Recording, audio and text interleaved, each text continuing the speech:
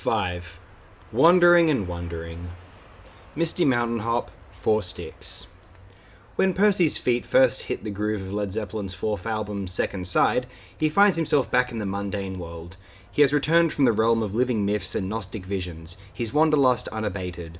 For time is ordinary time. Just the other day, the place is just a park, perhaps Hyde Park or the Panhandle in San Francisco. He is doing the stroll, his stride both purposeful and aimless, when he meets up with a flower-decked freak love pod, camped no doubt rather haphazardly on public land. This being 1970, the freaks sell him some drugs. Exactly what drugs they proffer is unclear, but given the hazy lyrics and the jangly crunch of this tune, one suspects that reefer is the culprit. For a band so concerned with visions, Led Zeppelin makes relatively few references, lyrical musical, to drugs. Outside the electronic freakout and Whole Lotta Love, one rarely encounters an explicitly psychedelic vibe, and though Page did advertise his unfortunate poppy fixation on his slinky stage wear, marijuana seems to have been the band's most important plant teacher. Before he joined Zeppelin, the singer appeared in a Daily Mail photograph of a pro-cannabis rally in the Midlands. During live shows, he made frequent references to hashish, or added Acapulco to the line in Over the Hills and Far Away about a pocket full of gold. That said, Misty Mountain Hop hardly romanticizes drugs. Indeed, the song seems to contrast Percy's visionary highs elsewhere on the record with the ordinary pleasures and hassles of hippie drug culture, its sloppy tribal bonds and inevitable tangles of the law. By the end of the tune, in fact, Percy seems to have become disenchanted with the whole scene, the meddling fuzz and the fuzzy freaks, so he packs his bags for the higher planes, for the misty, mystic peaks, restless again. Percy's jaunty pace is perfectly embodied by the chugging riff, once again supplied by Jones, this time on keyboards. As Steve Waxman has pointed out, the 4 songs in side 2 of Led Zeppelin 4 roughly mirror those in side 1. 2 rockers start the show, followed by a ballad and an epic tune. I would also suggest that if side 1 represents the hero's inner journey, from lust to gnosis, side 2 represents the external world, its pleasures and pressures. Compared to the chewy, craven riff of Black Dog, then the Misty Mountain figure swaggers and grooves, its simple descending line almost annoying in its repetitive self-satisfaction. It certainly does sound like a stroll, though. When you take a walk, your scattershot thoughts regularly return to the physical movements of your body. Similarly, this riff keeps coming back to center stage, weaving into the chorus as much as the verse. Like Mr. Natural, it just keeps on truckin'. Bonham rocks steady, and the result of his evenly applied power is drive without anxiety, all the better to set off the moments when he arrests the flow of beats for a few measures, signifying, perhaps, the obstructions that stand in Percy's way. The main obstruction here is Johnny Law, who makes an unexpectedly quotidian appearance on this aggressively mythic record. What's a copper doing here? On the one hand, Zeppelin is imaginatively slumming with the rabble that forms the core of their fandom, a scene whose thirst for hassle-free hedonism invariably runs afoul of the man. But the policeman who descends on Percy and his newfound friends, rather politely, it must be said, is more than a stock character in the hippie comedy. He also represents authority and law. He is the avatar on the worldly plane of the forces of judgment that wield their blades in the Battle of Evermore. Recall the feather of Mart in Plant's sigil, a figure not of airy nothings, but of the soul's final reckoning. The cop in the song bursts the bubble of druggy utopia, not just because cops are a drag, but because law, the worldly powers that the Gnostics called the Archons, hold dominion over this sad rock whereon we dwell. As he himself admits, Percy really doesn't know much about what is going on, and all the THC in his system can't be helping matters, but he does know that escaping the bummer of the world is more than a matter of simply dropping out. To live outside the cosmic law, you must not only be honest, you must also follow an inner law. I listened to this cut for years without paying much attention to the lyrics. The one line that really stood out was Percy's command that you look in a mirror and describe what you see, and then decide whether or not you like it. This line echoed a suggestion that veteran spiritual freaks once passed on to me, stuff to the effect that acute self-observation is the beginning of freedom. Of course, Percy is probably just picking on his girl, harping on her for not being restless like him, this restlessness he mistakes for wisdom. It's hard to tell. Percy's pretty out of his head. On the one hand, he wants us to open our eyes to the harsh reality of the street, of the world and ourselves. On the other hand, he's writing it all off as only a state of mind. This is a sort of philosophy that has just enough truth in it to get most of us, and most hippies certainly, in trouble. Either way, Percy's confusion reflects one of the great problems of the counterculture's Gnostic religion of spiritual experience, or its pharmacological simulation. Experiences pass. You hear the mystic tune of oneness of the unrolled rock, but then you are just back on the sidewalk, wandering and dissatisfied, loosened from the old restraints but befuddled when the cold hard facts shine a flashlight in your face. On the first side of the album, Percy stumbled into myth and mystery without asking for it, blessed with a kind of fool's grace. Now that Percy knows the score, he consciously sets his sights on returning to the Misty Mountains. This intention raises the problem of escapism. On one level, the Misty Mountains simply represent the lure of fantasy. As one of the more memorable geological features in The Hobbit and The Lord of the Rings, the mountains cradle the elven Shambhala of Rivendell while concealing terrible evil in their dark interiors. Returning to them is like slapping on a Led Zeppelin record one more time, travelling into your headphones and over the hills of sound, with or without a pocket full of gold in your bong. But such mists about the mystic, like many an escapist head, Percy hopes his fairy tale can take him farther than fantasy, opening up the sacred zones where the spirits fly. He hopes to find a heaven in the air, a spiritual path far away from the street down there. That's what he wants, but all he knows is that he has hit the road yet again.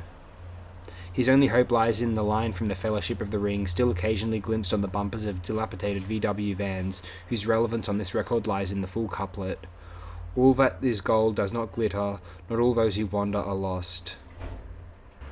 To trip is just to fall. Four Sticks is the oddest, most exotic, and by far the least pleasant song on Led Zeppelin 4. Though some lugleds pick the Battle of Evermore as the album's sore thumb, I once found this track the one to skip. The odd time signatures seemed laboured, the riff annoying, and Plant's highly compressed vocals pinched and overly baby-laden.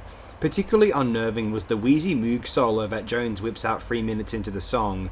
Though Jones does a great job of bending the instrument into the microtonal range, we are still far too close to the terrifying Keith Emerson solo that closes ELP's 1970 song Lucky Man to feel at all comfortable with the situation. Only later did I realise that Four Sticks was supposed to sound this way. As with Page's live explorations of the theremin and, to some extent, the violin bow, Four Sticks is a bit of avant-garde experimentalism tucked inside a vaguely psychedelic riff rocker. That's the nice thing about experimental music. It's okay to make stuff that sounds lumbering, or claustrophobic, or repetitive, as long as it serves some larger musical or conceptual purpose. The purpose that Four Sticks serves is to reflect the spiritual funk that falls upon Percy when his quest to reach the mystical mountains lands him, instead, in a nightscape of ruined dreams. Four Sticks is clearly a quest song. Besides Percy's need to get away, the main riff ascends, in contrast to the downward hop of Misty Mountain. Percy is climbing up the hillside, toward the realms of higher consciousness. But he is haunted by owls and lost in the pines, a place where, as Bill Monroe reminds us in an old bluegrass tune, you don't want to spend much time. In the pines, where the sun never shines, and we shiver when the cold wind blows. Four Sticks is the Walpurgis Night of Led Zeppelin 4, the first indication that our hero's journey is a downward spiral, that he's no longer heading for heaven but for Styx. Percy began his quest haunted, and, despite his earlier Gnostic insights, he remains spooked.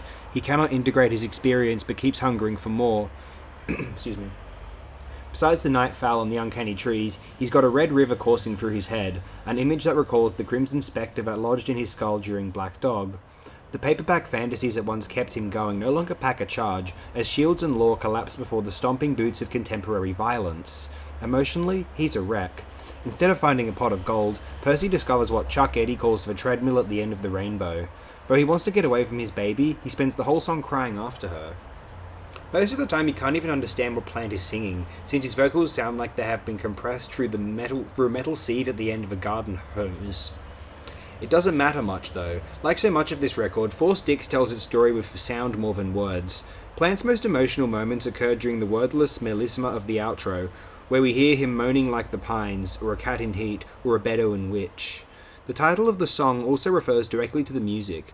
In order to generate the rumbling beats that crisscross the tune like clashing ripples in a pond, John Bonham used 4 drumsticks, 2 in each hand. How Bonham used 4 sticks to such great effect is not entirely clear. Perhaps he grew extra arms, like a Hindu god. Part of his challenge is that the song spends a godly amount of time in 5/4, in contrast to Black Dog, which also suggested tricky time signatures. 4 Sticks does not let Bonham stay rooted in 4/4 time. The song is too trippy, too high.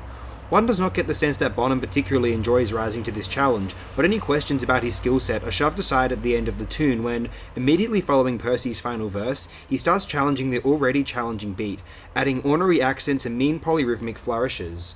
The bravura is aggressive, for sure, but it's also Bonzo's way of showing us that Percy has stumbled on his path.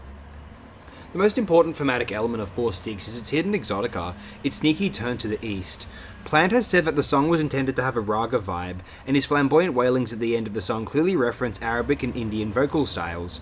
During the chorus, Jones also shapes a melody line that suggests Middle Eastern modes, and therefore forms a chapter in the Orientalist travelogue that begins with Black Mountainside and Friends, and that culminates with Kashmir.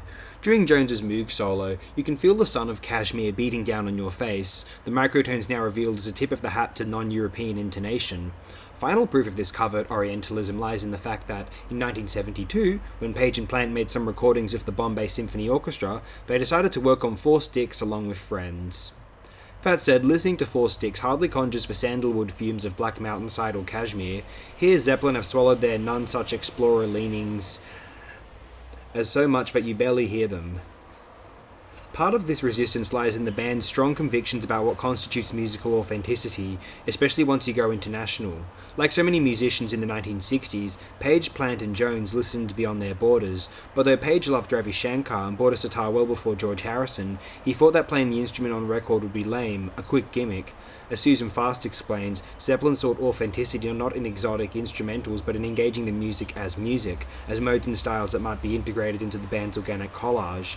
This embrace of world fusion avant la lettre also gave them liberty to sample widely from international sounds, appropriated different materials willy-nilly. Page used the term CIA to describe his favourite open guitar tuning because it allowed him to evoke Celtic, Indian and Arabic music like an undercover spook. Page was able to sneak into these different exotic environments under modal cover. So what world do we hear emerging from Page's resonating strings? Unlike Harrison, Page and Plant never presented themselves as apprentices or curators of Eastern musical spirituality. The case is complicated by their later work on No Quarter, which brings Egyptian and South Asian artists directly into the mix. What their exoticism evokes instead is the Orientalist mode itself, not the place but the flight to the place, a movement of the imagination at least as much as the body that travels. As a self-conscious heir to the 19th century romantic imagination, Page especially recognized that Orientalism is composed of Western desire as much as Eastern truths, and rather fantastic desire at that. That's why the mystic epic they wrote about a slog through a parched desert is named after a lush valley near the Himalaya, rich with pines and rivers and snow-capped peaks. Page and Plant are clever gents. They could find Kashmir on a map. Such a mistake tells us that their core myth is not the wisdom of the East, but the heretical imagination of the West, an imagination that finds itself in transport.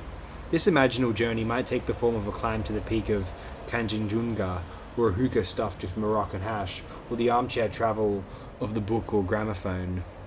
But like Percy, it's on the move. Such transport remains problematic, especially if those taking the ride are rich white rock stars. As Fast points out in her discussion of Kashmir, playing other people's music is perhaps an inevitable fusion of exploitation and embrace. Waxman believes that Zeppelin cannot sidestep the traps of Orientalism, whose fantasies feed off the spoils of Western, and certainly British, colonialism. But on Four Sticks, I hear the opposite. Platoon's pinched and frustrated exotica sounds like a failure of the Orientalist quest. Tired of cops and lazy hippies, Percy sets out for the mythical Misty Mountains, for spirituality, for a world transcendence. Like most of the seekers of his day, he heads east, and this turn toward the Orient is sounded in the music of Four Sticks. But his efforts fail. He can't abandon his baby or the dreams that dog him, those visions of bloody waters whose apocalyptic tide waxes in the final two songs of the album. The calm elders of Kashmir just prove the rule. Unlike so many of their brethren, Zeppelin did not turn east for wisdom, spiritual or musical. Though Page loved to improvise live in the CIA tuning, which he also employed in Kashmir, the band never indulged in the sort of freeform raga rock that signified Eastern consciousness to the freaks. The closest they came were live performances of Dazed and Confused, but there Page would craft his most transcendent tones with a violin bow, an archetypal wand of European music. Similarly, in the midst of the Eastern religion fad, when George Harrison and Pete Townsend and John McLaughlin and Carlos Santana talked about their gurus, Page spoke to the press, when he did, about Western ceremonial magic. We find a similar bent with Robert Plant. Despite his song remains the same globalism and his Indian-British wife, Plant rooted his young imagination in the matter of Britain, which certainly includes the matter of Tolkien. When Zeppelin hear the calling that spurs us all both to travel and to seek, they do not face east. Like the elves in Rivendell, they look to the western shores. 6. When mountains crumble to the sea. Going to California when the levee breaks. One of my favourite images of California pops up midway through Dogtown and Z-Boys. Stacy Peralta's documentary about Santa Monica's ragged surf and skateboard scene in the late 1970s. The hour is dusk, and we see a handful of blonde surfers calmly floating astride their boards in the shadow of the scorched and ruined Pacific Ocean Park Pier. Amplified by the hallucinogenic grain of the film stock, the sunset scene radiates a pensive luxury. It is as if in awaiting their final set of the day, these man-boys floating in the gorgeous purple bloom are silently attending the end of things. With preternatural emotional precision, the filmmakers paired this scene with the slow, elegiac intro to Zeppelin's Achilles' Last Stand. The fitness of the score goes beyond the fact that Zeppelin first rehearsed for tune in Malibu. It speaks, rather, to a secret sympathy between the band and the Golden State, whose enchanting blend of light and shade tickled their loins as well as their fancies. California was Zeppelin's summerland, what Stephen Davis calls their spiritual home.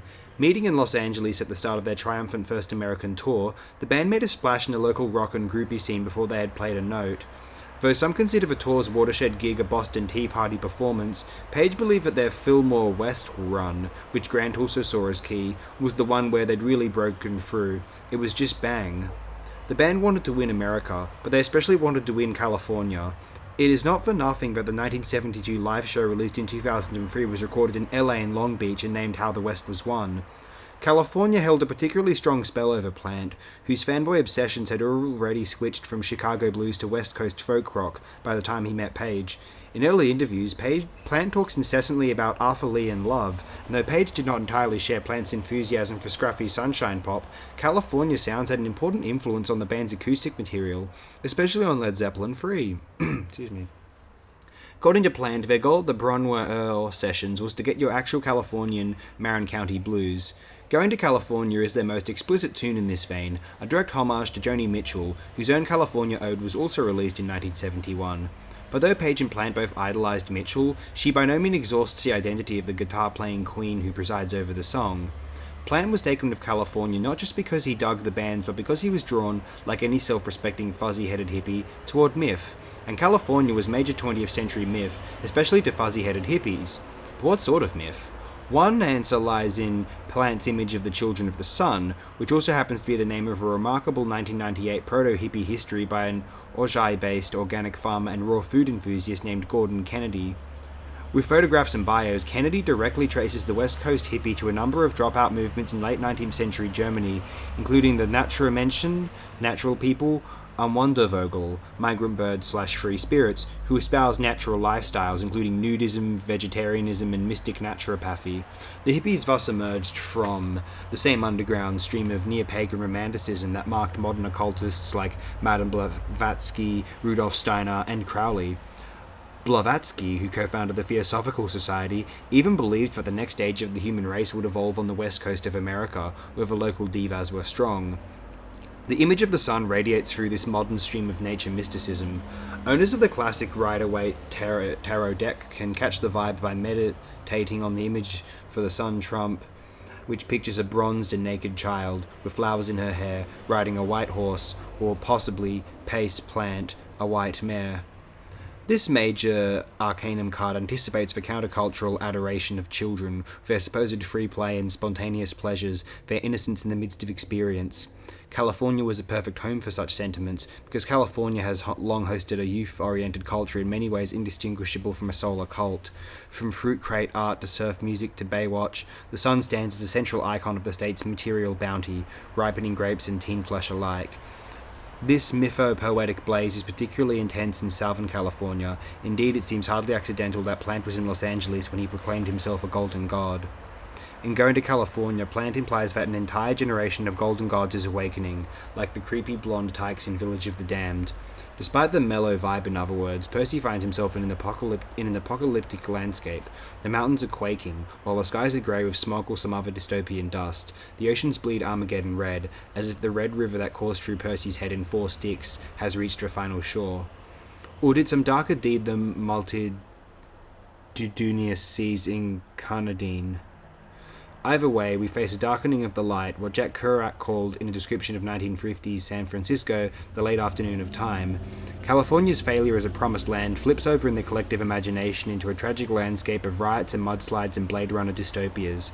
That's what the elegiac sunset and Peralta's skate rack doc tells you. The endless summer is a lie, the end of the West is a land of the setting sun. This autumnal glow accounts for the air of melancholy and introspective angst that permeates the first great wave of singer-songwriters of the early 1970s, many of whom lived in Los Angeles. By 1971, the bloom was off the counterculture. Many were adrift in a post-Manson miasma of desperate hedonism and spiritual noir.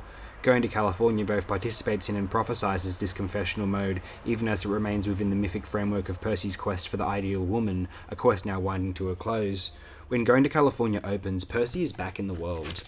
Back from the debacle of 4 Sticks, trying to placate his yen for transcendence of weed and wine.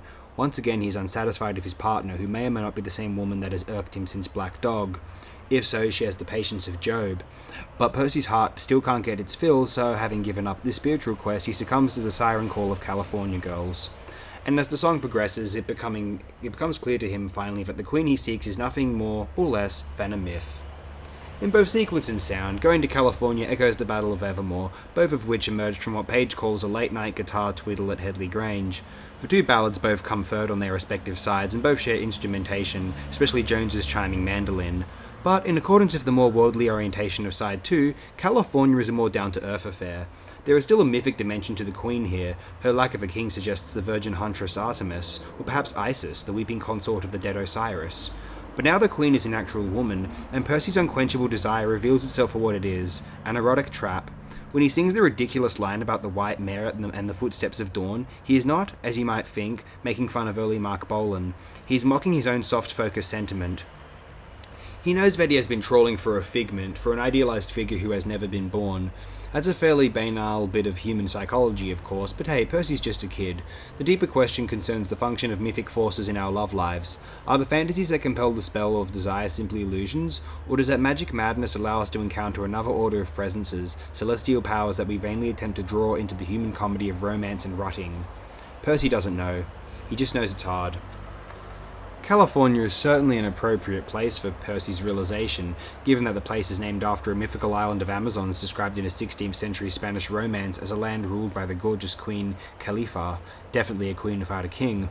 But the richer irony here lies in the fact that, as far as the men in Led Zeppelin were concerned, California, and especially Hollywood, was Pussy Central, the stankiest of romper rooms. Zeppelin were particularly cozy with the legendary GTOs, a Zappa-affiliated band of outrageously freaky female performance artists who included some of the most vivid groupies of the day, including the gorgeous Pamela Miller, later Pamela Des Barres, and the author of I'm With the Band. Miss Pamela was often seen with Page until the guitarist met Laurie Maddox, a native Angelino whose voluptuous lips and anime eyes and a scant 14 years under her soon-to-be loosened belt. Though Maddox's description of her seduction in Hammer of the Gods sound a lot like kidnapping, she speaks fondly of the guitarist to this day. His purported skill with whips aside, the guy comes across in her accounts as a bit of a kitten. Eventually, Page switched his affections to Bebe Buell, later the mother of Middle-earth elf baby Liv Tyler. It just doesn't stop, does it?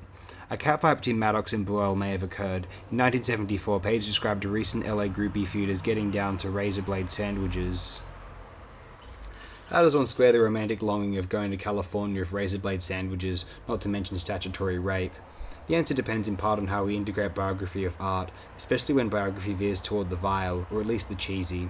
After all, this is the band recognized by Spin magazine as perpetrators of the single sleaziest moment in rock, involving the judicious insertion of fresh seafood into an apparently game redhead in Seattle's Edgewater Inn in 1969. Such questionable tastes aside, it can be disconcerting to contemplate the immense banquet of pleasures the cosmos served up to Robert Plant and the boys back in the day. But that's part of the point. The enjoyment that Led Zeppelin have given so many of us is partly a function of our fantasies about their own engorged enjoyment of the world. As if the business of light and shade, the plangent yearning of Zepp ballads like Going to California is only intensified by the presumption that these men pursued their passions into the pit. When it came time to mix Led Zeppelin 4, California turned around and bit Led Zeppelin in the arse. Engineer Andy Johns suggested a well-known studio in Hollywood, claiming that it had state-of-the-art facilities needed to finesse the album's final sound. But journalist Andy Fife claims that Johns really wanted to visit LA for the sake of a girl, and one suspects that Page was hardly bemoaning an excuse to return to Hollywood. When the men arrived in February of 1971, the San Fernando Valley was hit with one of the more devastating earthquakes in California history. After the men mixed the record and returned to the UK, they discovered the tape sounded like crap. They fought, Johns walked out, and months were wasted finding a new engineer and remixing the album. The name of the ill-starred studio? Sunset Sounds. Wring your hands and moan. In the film, the song remains the same. Each member of Led Zeppelin gets to fulfill his own fantasy in celluloid. Robert Plant plays a mounted knight who rescues a maiden from a Welsh castle, no doubt with an eye to mounting the maiden as well. Jones impersonates the Scarecrow, a masked 18th century highwayman who took on the King's men in defense of smugglers. Jimmy Page climbs a mountain near Boleskine and mystically fuses with the Hermit from the gatefold of Led Zeppelin 4, a figure that Page claimed symbolised Father Time, but which Thomas Friend identifies as the holy guardian angel of Thelemic magic. What does John Bonham do? He races an AA fueler at 260 miles per hour down California's Sandapod Raceway. Chunky and sometimes mullet-headed, Bonham was the most down-to-earth of the Zeps, the most working class, the simplest in tongue and tastes. Shown in the Zeppelin film at his 100-acre Old Hyde farm in Worcestershire, where he raised prize-winning Hereford bulls, Bonham seems at home in the material world, surrounded by fast machines and productive beasts. Bonham also could be something of a beast himself, having earned the nickname for his habit of growling like an animal when sufficiently inebriated, which was frequent. On September 24th, 1980, he passed out after downing something like 40 shots of vodka at Page's estate and choked to death on his own vomit. Though by some accounts the friendliest of the four, Bonham could also morph into a ferocious orc, and the drummer committed an appalling number of assaults on men and women alike over the clipped course of his life. How much is Bonham's drumming informed by his personality, which we can only know through a cartoon veil of rumour and report? It remains an open question, especially with this band, where personality, myth, and performance blur. I suspect that Zeppelin's Viking hype relates in some way to the vulgarity that many hear in Bonzo's beats. Robert Christgau called him ham-handed. But Bonham's physical strength as a drummer and his relative lack of technical sophistication does indicate something primal at work in this man and the sounds he made.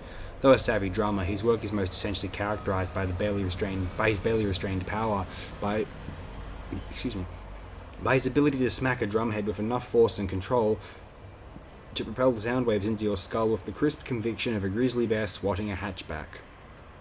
But even this sounds too mammalian. Unlike Keith Moon, a power drummer that Bonham justifiably idolized, Bonham does not even really play with heart, because heart implies passionate excess. Bonham never gushes, at least on record, never drips over the brim. What we hear in his drums is more deeply rooted than heart, an absolute pulse that bubbles up from Earth's molten core, that grinds time with the monumental calm of a continental plate. Bonham is not primal, but primeval. Bonham's sigil, emblazoned on his single bass drum, suggests the element of earth. Within the alchemical dynamics of the band, he concretized and contained. With the hollow, thundering beats that open when the levee breaks, it is clear that the final chapter of Led Zeppelin 4 is driven by his telluric energies, by the drum's invocation of fate rather than the guitar's bid for freedom.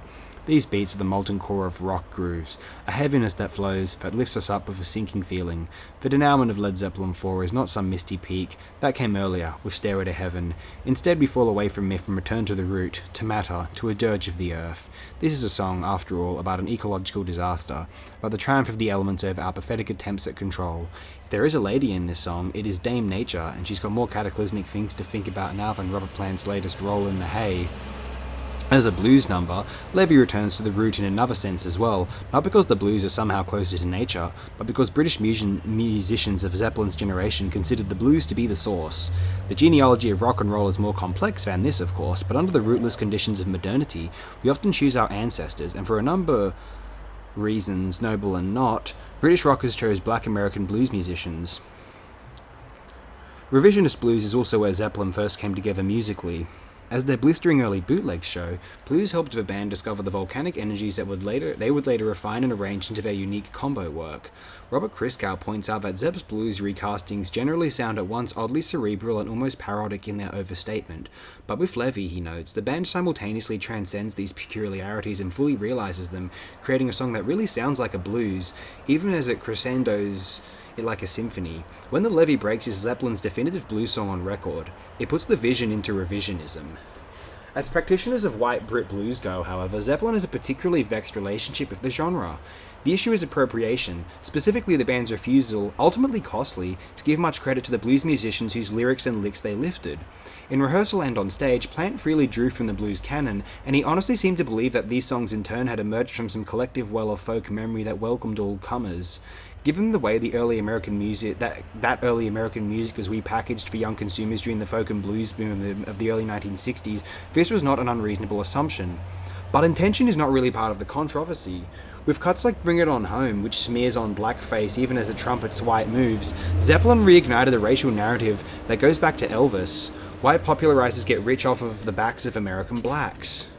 On some level, it's all about the Benjamins, and one would be churlish not to applaud whatever out-of-court settlement Willie Dixon won after suing Zeppelin in the 1980s for swiping his lyrics for Whole Lotta Love. On the other hand, the fact that Zeppelin squeezed their lemons all the way to the bank doesn't dissolve the complex questions about how artists cut and paste their way toward novelty within a genre. Moreover, given today's intense conflicts over intellectual property, which set public culture against the omnivorous corporate exercise of copyright, it is harder to see Dixon's suit as the single triumph of an aggrieved musician over arrogant white pirates. That's not to say that Zeppelin could not be, as Will Shade called them, thieving magpies. In an article in Perfect Sound Forever, Shade meticulously and acerbically catalogues Plant's lyric borrowings and Page's sometimes miserly swipes from his heroes and peers. Shade has done his homework, although his big revelation, that Page appropriated the opening bars of Stairway to Heaven from Spirit's Taurus, note for note, is pretty feeble. Perhaps the most important point to make about Zeppelin's creative appropriation here is that, while they could be magpies, they were equal opportunity magpies. In all the brouhaha over Zeppelin's blues piracy, one rarely comes across critics rallying around the flag of Burt Jansch, despite the fact that Jimmy Page lifted major elements of Black Mountainside from Jansch's 1966 gem Black Waterside. Though Jansch rightly listed the song as trad, Page felt his own stylings original enough to give himself sole songwriting credit. Given such conduct, we might glimpse the hand of some cosmic ironist behind the fact that the beats that opened Zeppelin's greatest blues song have become rock music's most widely used sample. Besides making its way onto myriad breakbeat compilations, Bonham's Levy riff has been sampled by Ice-T, Dr. Dre, Derek B, Puff Daddy, Eminem, Cold Cut, and Massive Attack, among many others. Though not on the par with Funky Drummer or the Amen break, Bonham's snippet has woven itself permanently into hip-hop and dance music's collective DNA. The Beastie Boys committed perhaps the most notable and thematically appropriate swipe of Bonham in Rhythm and Stealin', which opens their hip-hop master joke license to Rhymin' and Stealin', sorry. I don't care about the Beastie Boys personally, so I'm not that fussed about getting that right. Which opens their hip-hop master joke license to ill. Master joke, interesting. Given the Beastie Boys' snarky white bums rush on what at the time was a definitively black genre, it is perhaps appropriate that their album's opening volley sampled the heaviest white rock drummer who could also swing. Certainly the song's lyrics betrayed a debt to Zeppelin's marauder mythos, skirt-chasing, freebasing, killing every village we drink and rob and rhyme and pillage. Some histories of sampling claim that Zeppelin or their lawyers tried to sue the Beasties for copyright infringement, a move that marked the beginning of the end of sampling's open range. But Mike D insists that Zeppelin never contacted the group regarding beats, rhymes, or fashions. Maybe that's because they got all the free categories on lock, he added. When the Levy breaks raises another question about props.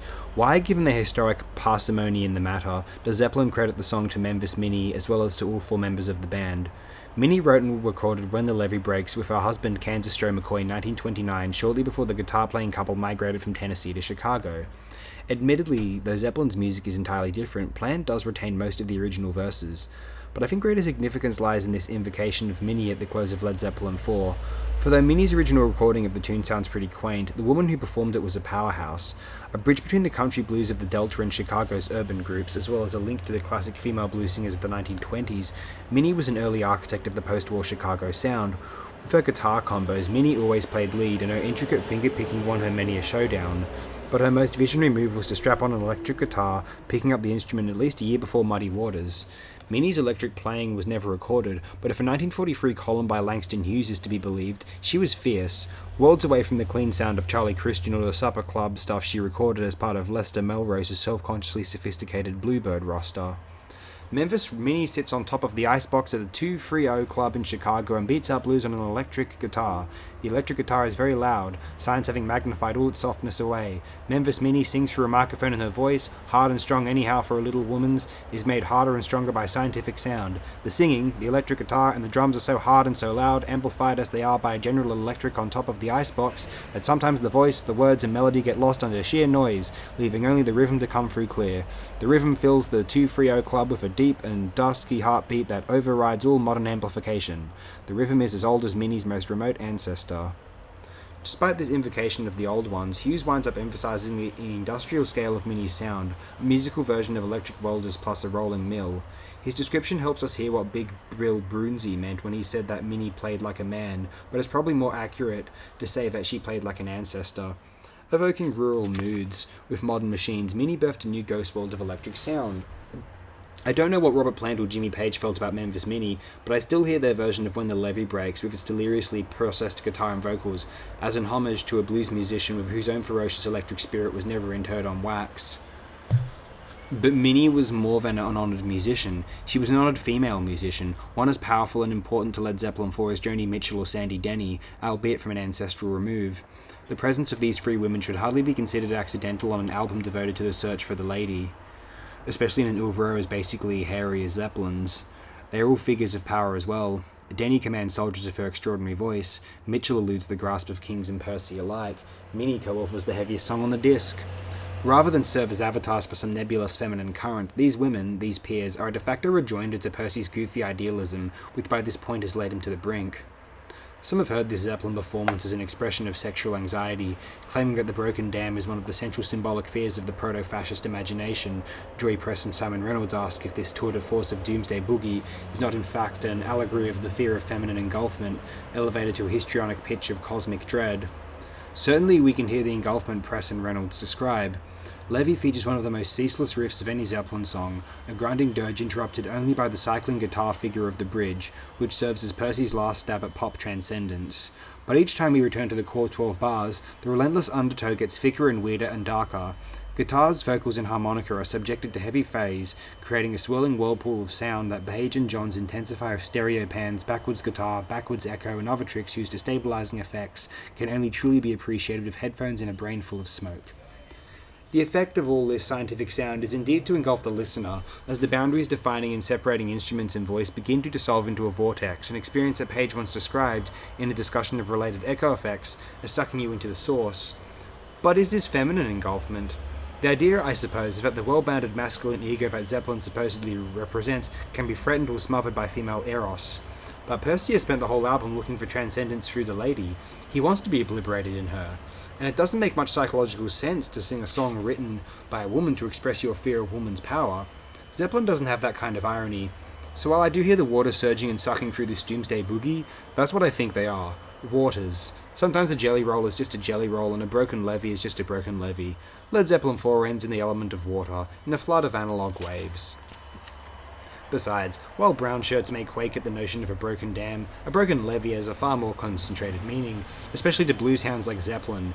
Minnie and McCoy's song is only one of a number of classic blues songs. Charlie Patton, Bessie Smith, Blind Lemon Jefferson, and Lonnie Johnson wrote others that reflect the havoc wreaked by the 1927 flood of the Mississippi Delta, a nightmare that marks blues consciousness the way the sinking of the Titanic marks American consciousness. The 1927 flood is often described as one of the worst natural disasters in US history, although, as is often the case, the word natural cloaks human hubris, in this case the long-standing attempt to control the Big Muddy's periodic flooding.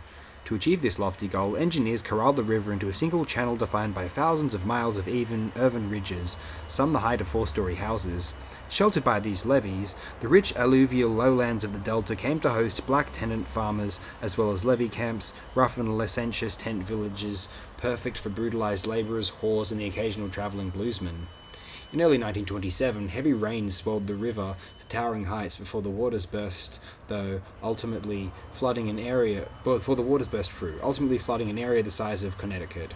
Hundreds died and a couple 100,000 were displaced, many of whom pulled up their non-existent stakes and headed north, especially to Chicago.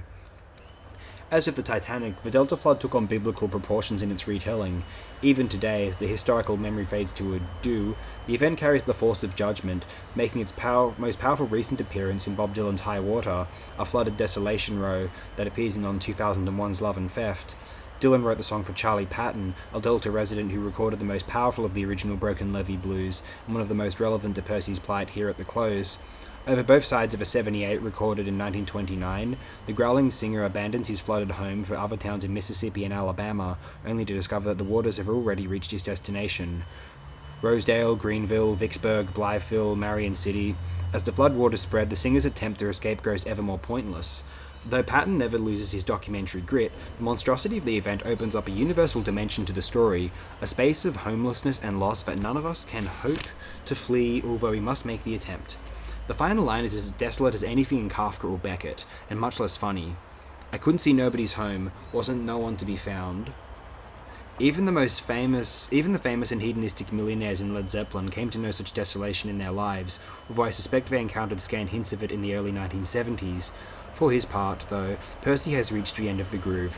The waters that will engulf him are the apotheosis of the ecological disturbance that has been growing throughout the record, from the Red Seas to the quaking mountains, the rotten apples to the crying pines. Mother Nature is disturbed. She weeps and bleeds. The balance is not coming back. But the levees are not holding either, because no tool of Mephisto modernity, from jet planes to electric guitars, is going to keep back the flood.